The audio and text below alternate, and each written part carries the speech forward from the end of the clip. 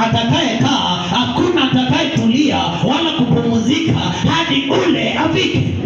Hii ina maana Bwana anapoamua kukutambulisha na kukuinua na kukuchagua wewe, hata kama walikuwa wamekukataa, itabidi kuna muda itafika, hawatapata amani, hawatatulia hadi wewe upatikane, hadi wewe uonekane. Ingawaje wewe ulisema.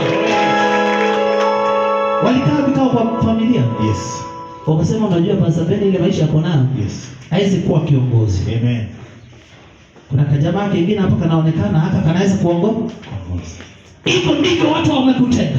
Hivyo ndivyo watu wamekuacha. Wanakuangalia, wanaona wewe huwezi. Wanaangalia kwa kimo na kwa macho yao na maono yao, wanaona wewe utaweza. Lakini maandiko yanasema wakati Daudi alipotokea, mafuta yalianza kumimina. Pale Bwana akamwambia nabii wake, inuka ya kwamba sana wakati umefika ya yule niliyemchagua, ni wakati wake. Maandiko yanasema akawekwa mafuta mbele ya ndugu zake. Amen. Ninakuombea leo. Amen. Bwana akaachilie mafuta juu yako, juu ya familia zako. Maana wamekukataa. Maana wameona hautaweza. Waliangalia wakasema, wewe ndio unayeshika mkia kwa familia, kwa shule. Yes. Wewe ni mjinga wa mwisho. Hatukuhitaji kwa familia. Bwana akakupe kibali siku ya leo, ili wewe ukawe msaada kwa ile familia, ili wewe ukatambulike ya kwamba kunaye Mungu. Amen. Bwana siku. Hii ina maana gani? Ya kwamba vile Mungu anatuandaa.